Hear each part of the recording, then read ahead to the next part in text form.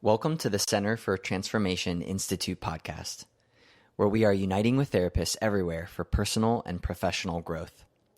Your journey starts here at the place therapists grow. Carin, it is so great to make your acquaintance. It's so good to be with you today. Yeah, nice to meet you too, Monica. It's our first time. So yeah, I'm happy to be here and thank you for having me. Yes, definitely. It's so exciting because you and I have been trying to get connected for months. That's right. That's right. And here we are. That's right. Here we are. I think that I've been trying to communicate with a lot of people, just setting out like more of a broad, I'm calling it like almost like a lasso to see who are the therapists out there, not just in the United States, but in the world who know about Life Model, who are being personally transformed by it, and who are implementing it into their practice. And so I don't know, you and I are like, how did I even get your name? Somehow, I think it might have been Chris Coursey. It must have been, yes, because I've done some of the courses and the other half of the church was Okay. the first course that I have done. Yeah, and it must have been through him. And then lately the 19 brain skill, the habit builders through Thrive. Okay. It might Okay. be that through those channels that my name Yes. in it, I'm your. Yes, because I think I emailed him in the fall and I said, hey, give me some names of some of the therapists who are involved with Thrive so I can start to network and connect with them to tell them more about what we're doing in terms of the continuing education curriculum. So I think that's how it happened. And then you and I have played email tag. Yeah, yeah. By Many, the time you contacted me, I have already done your introduction. okay. And I was so surprised when I got this email from you because it was on my mind to contact you and to reach out to you. Yeah. And Isn't then that how God works? it definitely, it must have been, it was just meant to be, I think. I like Yeah. how Dr. Wilder says that's shalom, everything in the right place, the right time for the right result. The peace that comes with it, the shalom feeling. Yes, and I know it gives a sense that this is not our business we're working in. This is the Lord's business, and we're aligning with Him.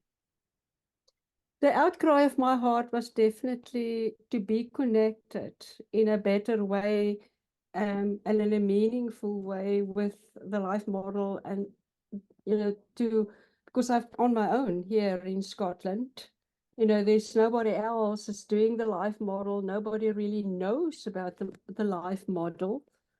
But Mhm. I really believe in the principles of the life model and what the model offers.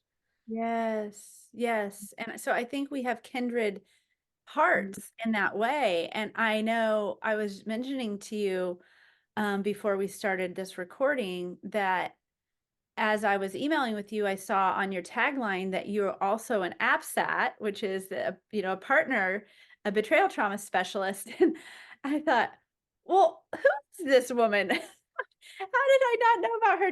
She loves a life model and she also is doing this really important work of sex addiction.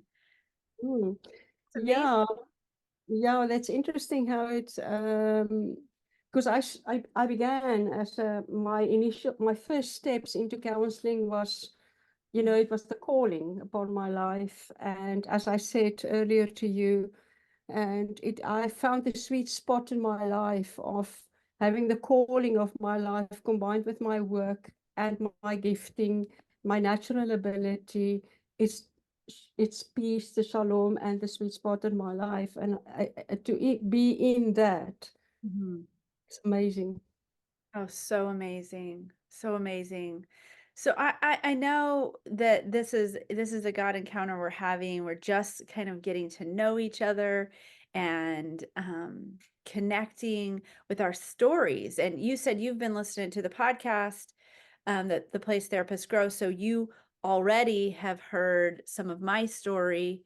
I definitely am happy to share more of you or more with you or any other questions you might have. But I'm very interested in hearing your story as well. And I hear you saying your calling to therapy, and I think you said earlier was like 1998.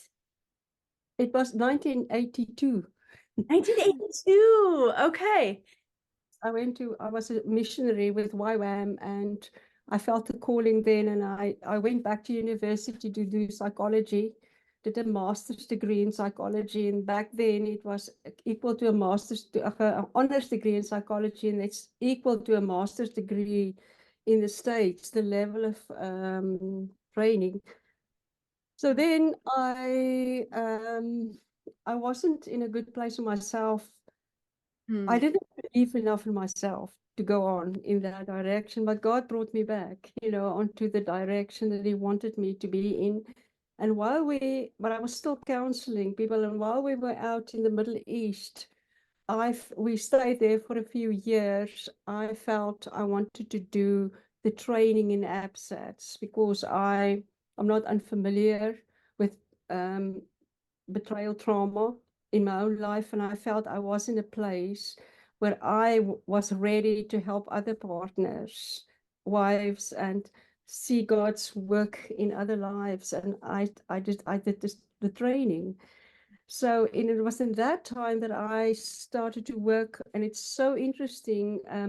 I bought devotional from Marsha Means from Circle of Joy. Okay, yeah. I never ever said that I was in the Middle East. For some reason, that day I said I was where I was in the Middle East. She picked up on it, called me, and offered me a place to work with her groups. And that's how I began to work with groups, facilitating groups for her. And that was in 2015. And from there, I did the training with ABSATs. I proceeded to do that, and I came back and working with partners. And then I heard life model principles. And I think it was through Marsha. And then I started to read about it and start digging into it and getting to know, buying the books. And I just really believed. And the thing that changed it for me from the life model is I saw one time, if you really don't make progress with your clients, rebuild the joy center in themselves, get them into that peace, that shalom, and then proceed with the deeper work if they can't go there. Oh, that's beautiful. So it was about 2015, 16 that you started to dabble in life model? Yeah.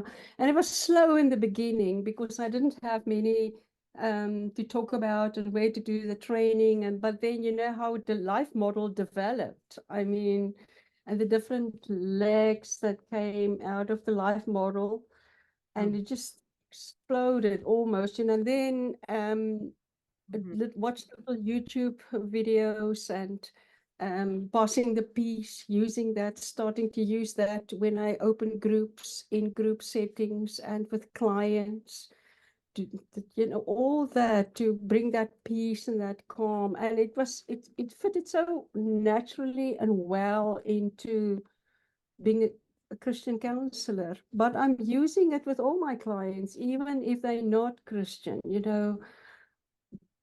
It works, it helps them as well to come to peace and calm and the rest and a place of rest. And Yes, that's beautiful. So right now you're in Scotland.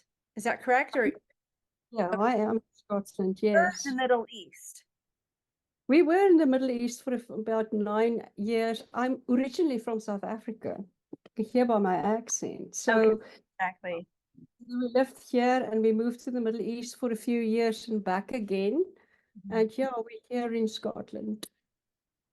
Okay. And what takes you to all these different countries?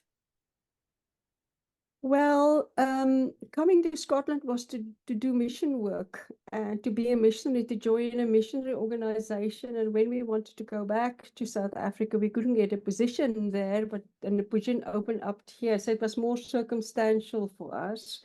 And then we stayed. And then it was work that took my husband for a while to the Middle East and back here again. And because we see this is our home base presently, that's why we came back to Scotland. Okay, so you are a missionary in Scotland. Not anymore, no. No, I used to be. We came to Scotland as missionaries initially, Okay. but well, my husband is not. But presently, he's a assistant pastor in a church, and I am running my private practice. Okay. So in what city do you live? Where do you live in Scotland? Which Outside Edinburgh, just outside Edinburgh, the main city. And it's interesting, my husband is a PSAP. I just need to let you know that he's a PSAP. You're a CSAT, he's a PSAP. Yeah. Wonderful. When did he do his training? Last year, the PSAP, but he's a life coach. He's working with men in helping them to recover and to heal well. Yeah, he's working with that. Wonderful. So he will come in your private practice and do some work with individuals. With his own, he's running his own coaching practice, working on his own. Yeah. Wonderful. Oh, that's beautiful. And so how many years have you been in Scotland now? 26, I think. I think Okay. we came about 26, 27 years ago. Yeah, 1997, way back in the day. Quite a while. That's quite a while. And so, and how long have you been, you started being a counselor in the 80s, or you felt called. Mm. And then how long have you had this private practice in Edinburgh? since 2000, since 2020, 2020, yeah. 2020. Okay. That's great. Yeah. I did a little bit of counseling with others, counseling services here, but presently I'm the only certified APSATS clinician in Scotland. My There's goodness. I think one or two, maybe one in England, but I'm the one here in Scotland. Yeah. Okay.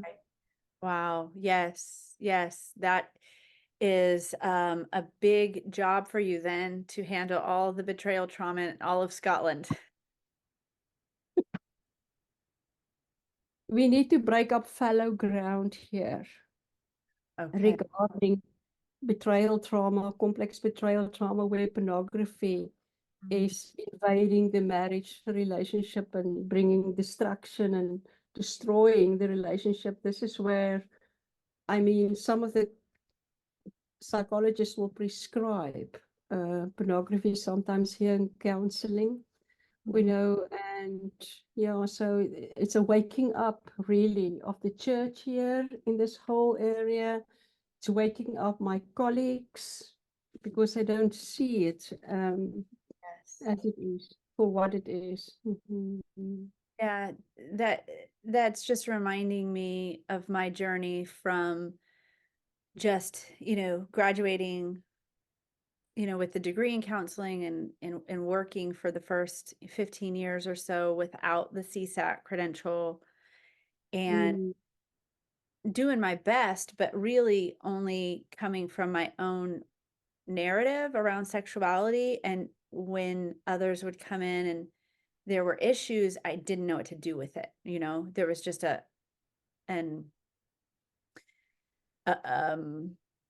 blank amount of information, right? In terms of how to help someone who is stuck in addiction or with betrayal trauma, only through, what I'd learned in school, but going through the CSAT credentialing process, the sex addiction credentialing process was so eye-opening in terms, and I feel so much more equipped to navigate what's going on in our world.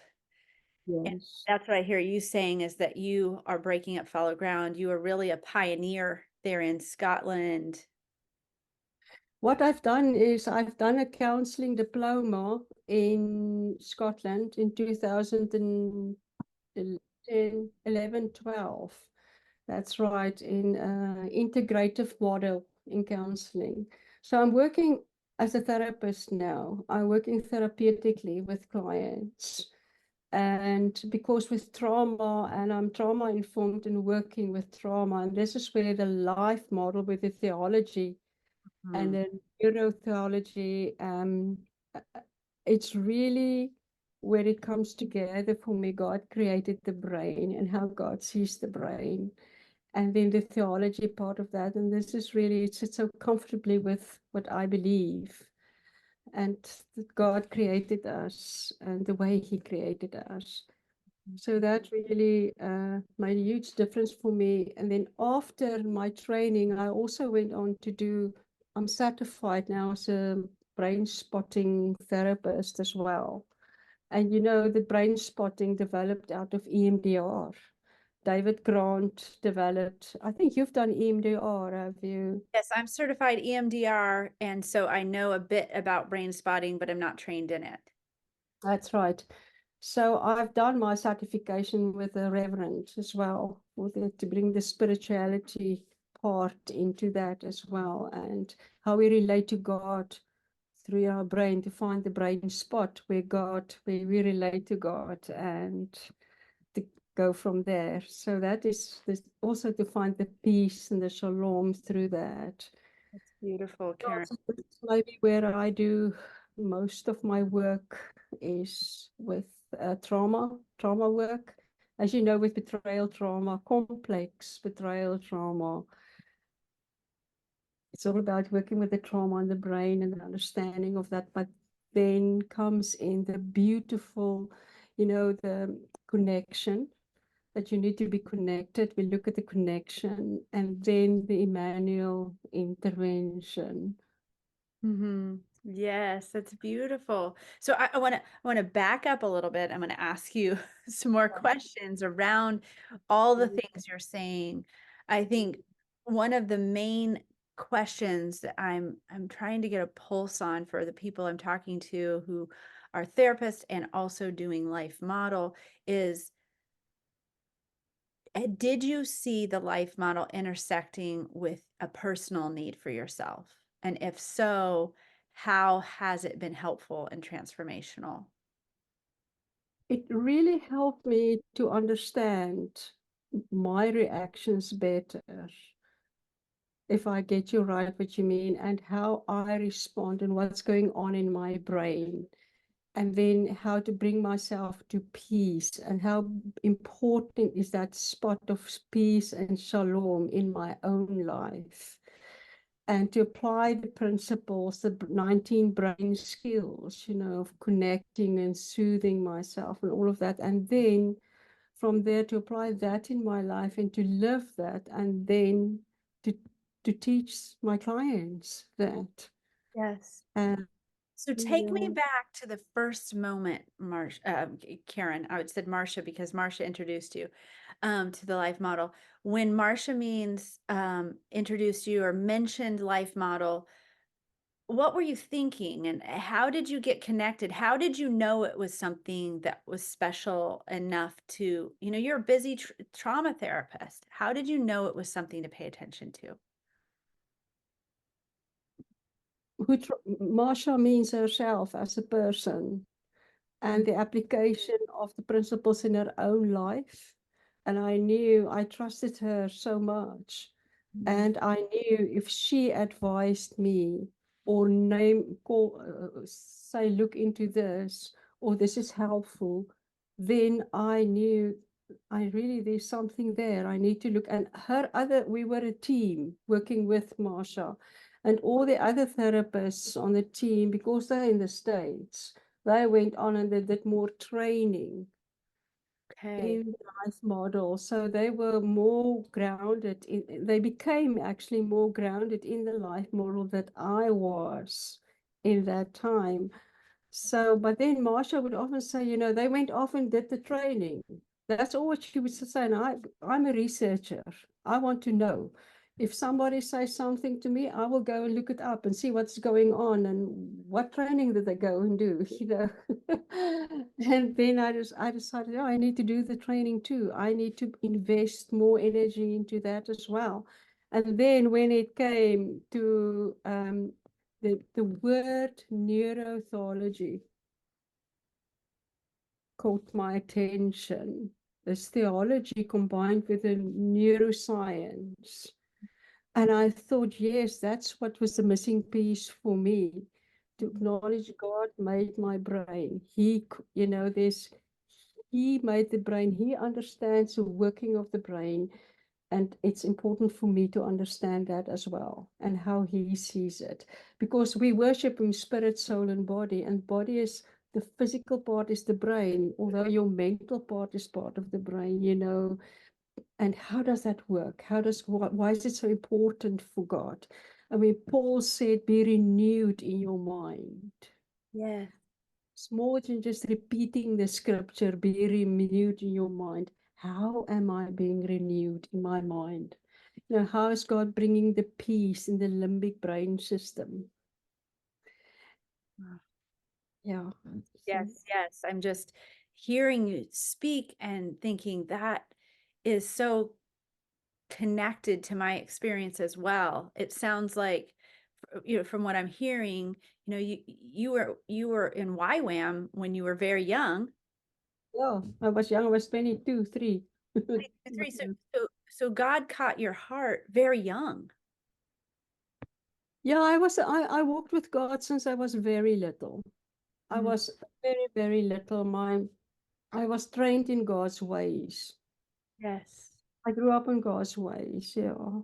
So from a very young age, you were connected in your heart to the Lord, and you served the Lord with your entire life, to the Yeah. point where he brought you into the field of counseling, moved you into this deeper trauma work, the betrayal trauma work. I mean, you've had all these shalom encounters, and then through the betrayal trauma work, found the life model and came into an even deeper or more rich reality of what it is to walk with the Lord Yeah, in your yeah. body. There was a connection then in walking with God and the neuroscience, the brain, how the body works, my thought patterns, how God sees that, how important it is. That scripture that says you worship him in spirit and in truth with your spirit, soul, and body. It came together for me in the life model. The life model explained to me as well that God has thoughts about me. I have thoughts about God. God sees me, and I can see God then at work in my life. God hears me, and He hears me. The connection, the interpersonal connection with God brings the deep transformation. Beautiful. That's beautiful. It really connects to the experience I had right before I learned about the life model. I was in Israel. I was on a trip to Israel with a women's ministry group, and someone had actually given me a word from the Lord. They said, "You will know God." Well, they didn't know that in my heart I was hungering. I'd had experiences with God from a young age, and I knew God was real. I was devoted, and to the point where I was giving my entire life. But there was always a disconnect in terms of my emotional world, in terms of, Lord, how can I know that you're real and have such a gap between what I'm experiencing and the freedom, even though, like we've said, I think you and I have already talked about how I was on a search, for years and years and years for my own personal freedom emotionally. And it was an amazing encounter I had then coming back from Israel. That was in March of, I think, 2012, I want to say, 2013 maybe. And then in the fall, I engaged with Living from the Heart Jesus Gave You was my first book. And it was like firecrackers. I mean, what is this? What is this? It's like the Holy Spirit opened my eyes to, this is something really special that I have put a hunger in your heart for. Not that sometimes I think, oh, well, are people going to think that I'm saying there's something additional to the Bible? No, that's not what I'm saying. It's that helped me understand the Word of God. I mean, Mm. now when I read the Word, I read it and I think, oh, this is what God meant by this statement, by this phrase. As I unpack it, like there's such depth in terms of understanding how I am fearfully and wonderfully made, how I own one of these amazing, most amazing things in all of creation, the human brain. I own one, I get one, and I get to understand it at a next level and activate it in moment by moment daily life, even in the night. There's just this amazing experience that we can have when we understand more about what's going on for us as humans, and we can align with our created being to engage at a higher level with the Lord, and then transfer his healing, his desires for healing for the world, because we're agents of light in the world. It's so beautiful. I agree with you. And also what I really enjoy about the life model is the emphasis on connection. Connection, to be connected with yourself, connected with God, connected with others around you, and spreading the peace.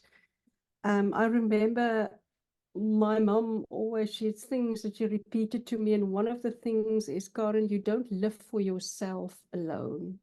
You need to look out for others and to be connected with others, to be interested in others. But the life model brings it together, give the explanation of why it is so important that we should be connected in the group to different age groups within a group, because then we are formed and shaped in Yes. the way formed and shaped. It's one of the pillars, isn't it? Multi-generational community, exactly.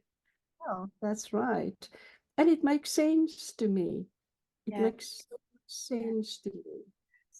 So after a lifetime, or decades and decades and decades of living for the Lord, going into a marriage relationship, going to different countries, serving the Lord as a missionary, as a therapist, you came across the life model. You started to it started to open your understanding of what it means to be fully alive in Christ. Mhm. And you've had a journey of that. And as you have had your journey personally, you then have been implementing the life model conceptualizations, the transformation you've experienced in, I'm sure, your personal relationships, but also your therapeutic relationships. And so I'd love to hear, I'd love to hear both, but tell me about that. If there's anything specific you want to say about how it's impacted your personal relationships, please do. But we definitely also want to hear about how has it impacted the way that you show up as a therapist, the way that you engage with clients. Connectedness, to be connected, and authenticity in a deeper way, in a different way. And the other thing is, what I ask my clients when you do the self-care, the first step is, what are your patterns of rest? How do you foster rest in your life? How do you work on rest in your life? Do you know how to rest? Mm-hmm. And to bring the shalom in your life, how do you work with that? And I think that impacted my life in a great. And also the connect. I look at the connection. How are you connected to yourself and to in your community? What are your connections? I mean, one client came to me she was so spiritually abused, just unbelievable, from a church which she used to be in. And the first thing I worked with her was to get back connected to. I asked her, what is the most important person in your life that you're not connected with anymore? And she said to me, my dad. And I said to her, let's start with getting you connected back to your dad. So we work with that connection because it goes down to your foundations, even though she's a married woman, you know, and when that connection was restored, it was amazing what happened in the rest of her life. She immediately felt grounded in a way that she's never grounded because she always felt that disconnect, and God doesn't work in disconnect, He works in connectedness. And it's amazing. When she could establish that, I help her to come up with plans.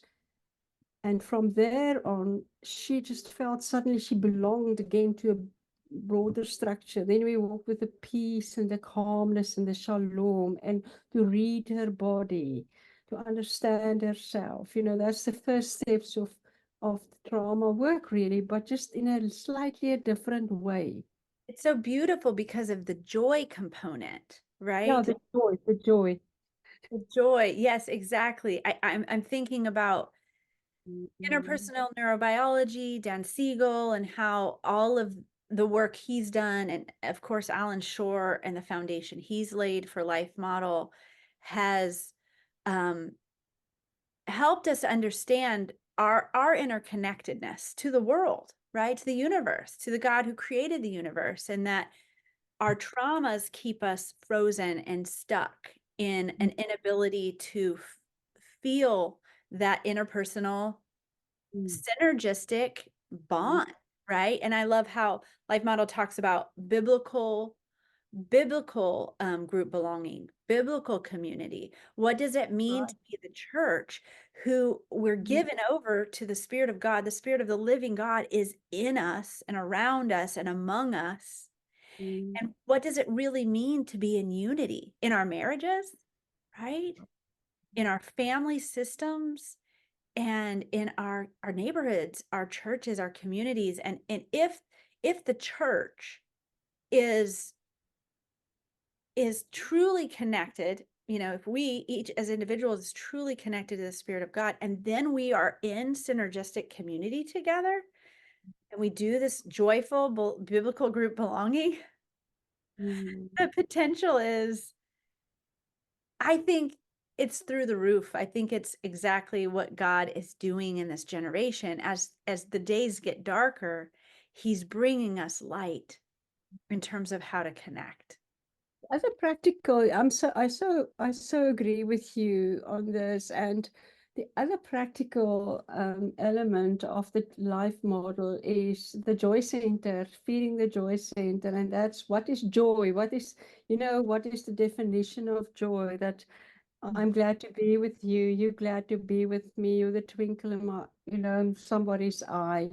So then, and that's where I think the connectedness, when I teach my clients, if you feel very down, who is the person you will phone that's happy to hear your voice, happy to see you? Where will you quickly go for a coffee? And I will explain to them, this will feed the joy center, that connection in your brain. And the ones they come back to me and say, you know, that really made a difference for me, because I don't stay in a frozen, disconnected place, especially when they are in this place where they betrayed all that's happening in the marriage, you know, and they're lonely. I said, who is the person who loves hearing your voice? If you had a disagreement or you discovered something today that's upsetting or you're triggered and you've phone that person, connect with that person who says, I'm happy to be with you. Happy to be with you. Yes. Yeah, I'm glad to. Yes, what's coming up for me as you're talking, Carin, is this idea of, you know, there's a lot of concepts in Life Model. And I think as we're developing this continuing education curriculum, I hear people saying, well, how do you apply it? What do you mean? And almost like sometimes we're trying to left brain the information. Right. Yeah. And think about it in terms of, well, it's a modality, and I learn this skill and then I apply the skill. I learn the skill and I apply the skill. And I'm a little at this point kind of stumped and thinking, okay, God, how can this be explained in a way to therapists who've never heard about it before, that this isn't just about a modality, it's this broad conceptualization that's, yeah, there's some left brain information that we need to take in, but it's for the purpose of a transformational experience, really it's our sanctification journey that the word outlines for us. And that as we're learning more about how to be transformed by the renewing of our mind, because we're understanding our mind, we are coming into this new place of experience ourselves as therapists. So when we bring these concepts to our clients, we're doing it from the vantage point of right brain psychotherapy. We may be teaching a concept, but it's coming from the transformation of ourselves.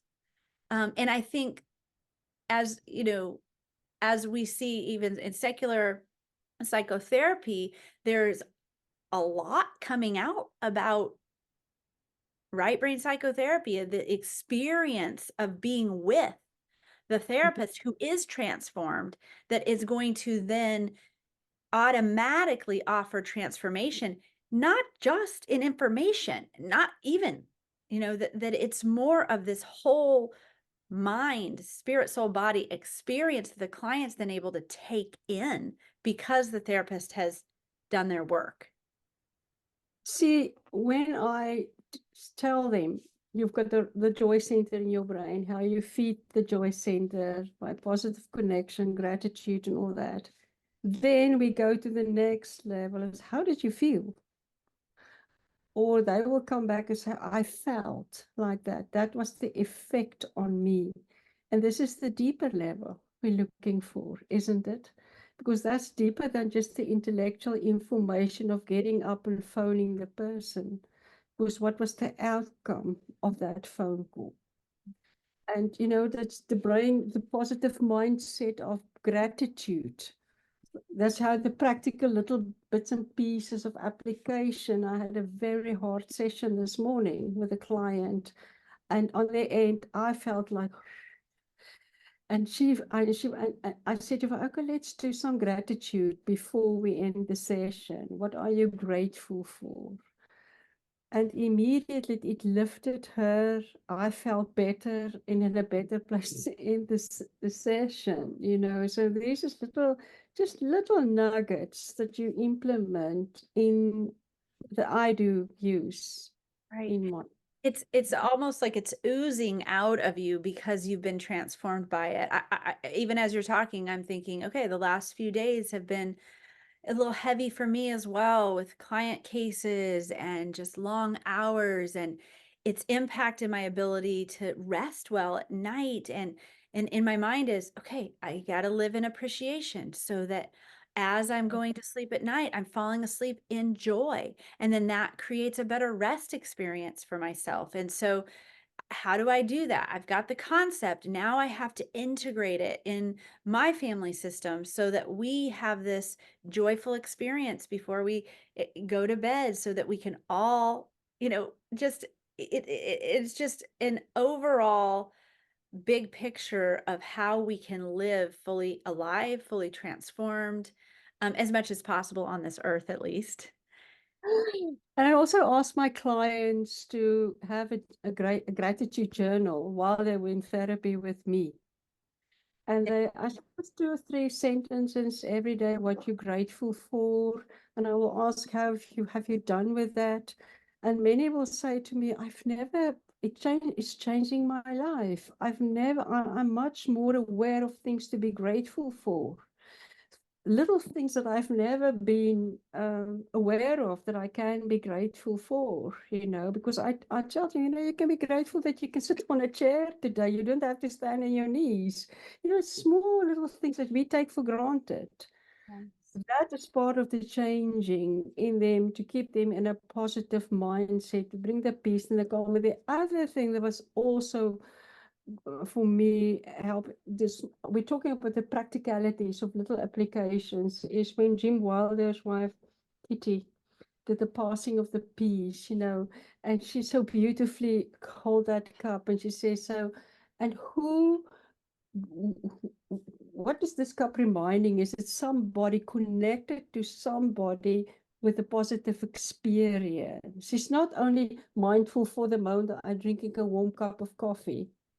I'm taking this cup of coffee, I usually say, and I hold this cup because on this cup I have a beautiful Highland coo, and I'm in lovely colors like this.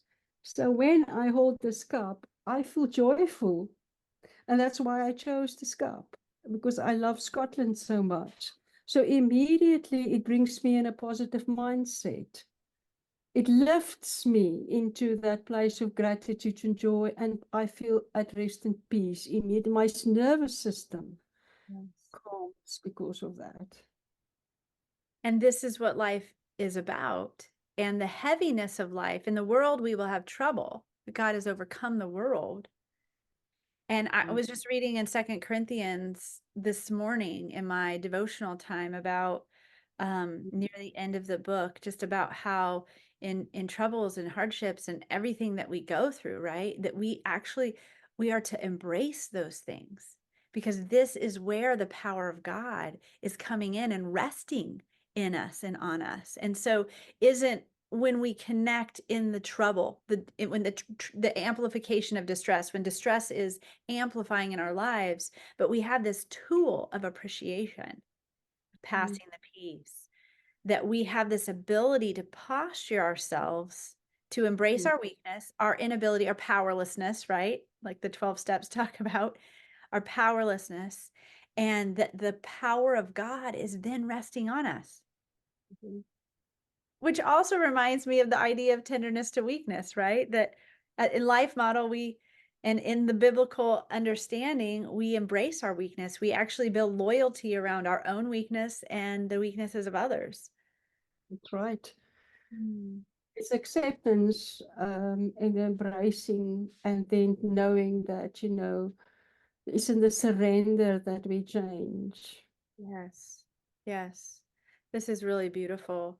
So I think a final question I have for you, Carin, and then when we stop the recording, I still want to kind of give a few words of goodbye to you before we hang up.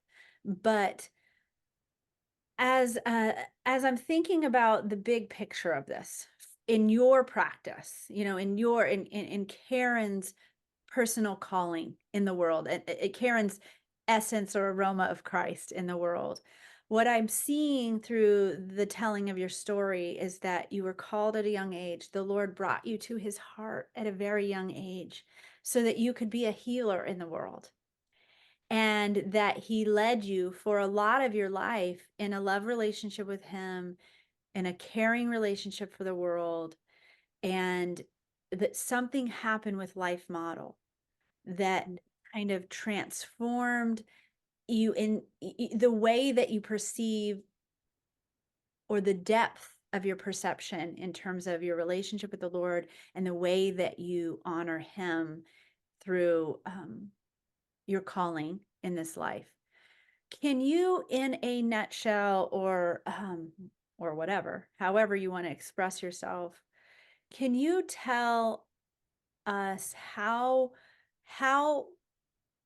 pivotal the Life Model has been, and how acutely special it's been in your life in terms of the way you experience your life and relationships and your calling now?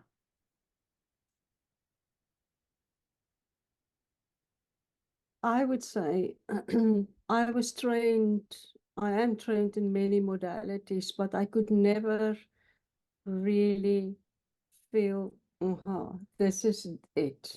I always was looking for something more. And then when I discovered the Life Model, it all came together. It clicked into one place. Because in the Life Model, it brings together that I am, as I believe, created by God. And it's not like psychology and the brain science and the neuroscience, and this is me and God and my relationship with God. Now it can all come together. And I can look from God's viewpoint to the human being beautifully created in his image, and is perfect and full understanding of how I function and how I think and how I work and how I break through the walk and how he puts me together. And I find that in the life model because he's the centrality of that. I so agree. That was a beautiful way to express that, Carin. And my heart is very connected to what you're saying personally, as well as I've I have a sense of searching the world over for something that would click in. And the way I say it is something to sink my teeth into, something to give my life and passion toward. And that's really how you expressed that is really my heart as well, in terms of helping therapists grab this information, that this is bigger than you may understand, basically, is what I'm thinking, right? Yeah, I It's agree. bigger than they may understand, that if they could spend some time, spend some attention, open their heart and their spirit to understanding and conceptualizing this and applying some of this to their life, that they may see so much, that they will see, I believe, so much more for themselves personally, as well as a beautiful propagation of joy to every person they encounter, which has only a multiplying effect. Mhm. Because each life impacts each life impacts each life, and it's quick. Joy propagates itself faster than addiction. Yeah, that's right. And I think I'm so glad that I have stumbled. And I actually in the beginning tried to contact you and get in touch and think about it because I wanted to learn more. I want to get deeper into this, to get to know more, to be connected with others that are using the more life model. And it's not by spiritual bypassing. It has nothing to do with spiritual bypassing. It has everything to do with connection and authenticity and acknowledging where you are and how you can be seen for where you are and how you can be transformed in that place. That's what it's about for me. I totally agree. I totally Mm. agree, Carin. I'm so glad that we were able to have this time to go back and forth with one another. And I feel connected to you. I have a sense of shalom, but also like a kindred connection, in terms of, it seems that the Holy Spirit has been leading us into Mhm. this place in a similar time frame, Mhm. into this personal transformation, um, deepening of our spirituality through the lens of life model, and then the application with clientele and seeing the transformation in their lives, and it just coming right back to us, right, in terms of how we are engaging in life. So what a blessing for the two of us to be able to connect today. Yeah, it is wonderful. I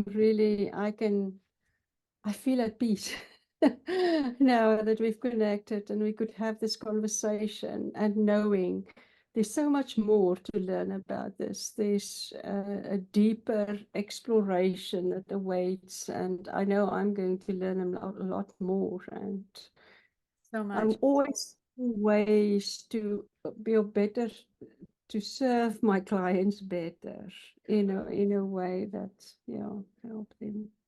Yeah, to spend our lives for something so valuable, right? In terms of spreading joy, human to human, and teaching the world. We say, as clinicians, we are Mhm.